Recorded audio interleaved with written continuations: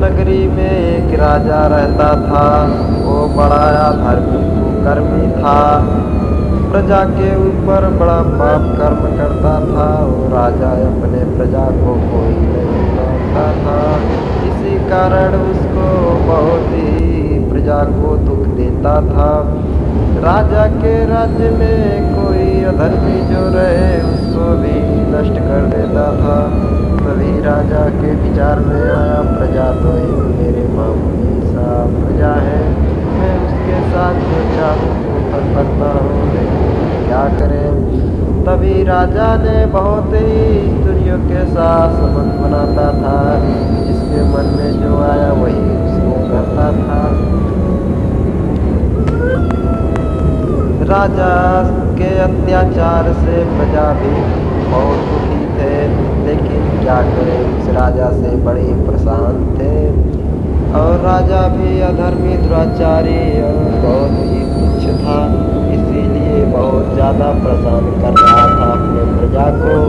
उस प्रजा को नहीं मानता था कि ये मेरे प्रजा है। जिस प्रजा को राजा बहुत अत्याचारी मिले उसको प्रजा को दुखी मिलता है, लेकिन क्या करें, इस अधर्मी पाखंडी राजा ने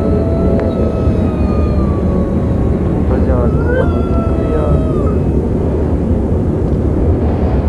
धीरे धीरे समय आने पर उस राजा का मृत्यु हो जाता है और यमराज के दूत आकर उसे यमफांस में बैठा कर यमपुरी में ले जाते हैं। तभी राजा ने यमपुरी में जाता है, तभी यमराज के पास आता है और यमराज जी ने कहा, तेरे पाप अधिक हो चुके थे, इसीलिए तू नर्क में जाएगा।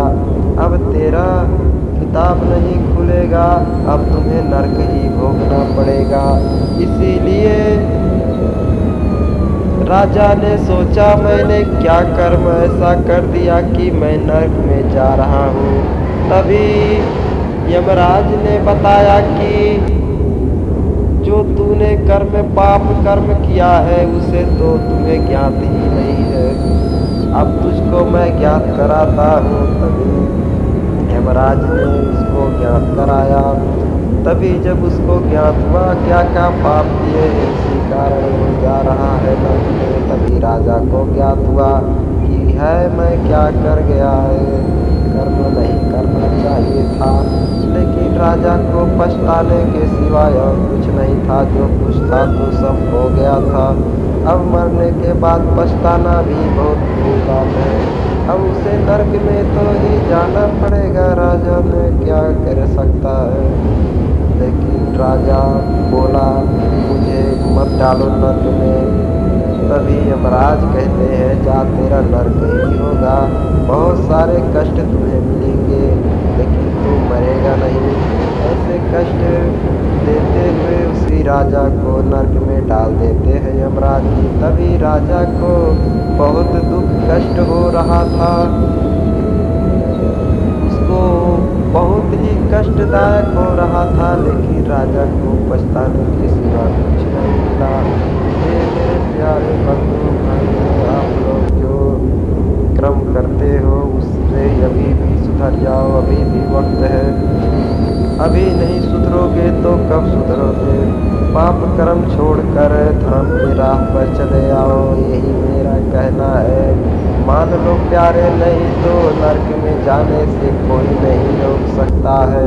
नर्क में बहुत ही पीड़ा होता है, बहुत ही कष्ट होता है। जैसे राजा गया था वैसे ही आप लोग भी जाओगे, यही मेरा सत्य वचन है, यही सुनो।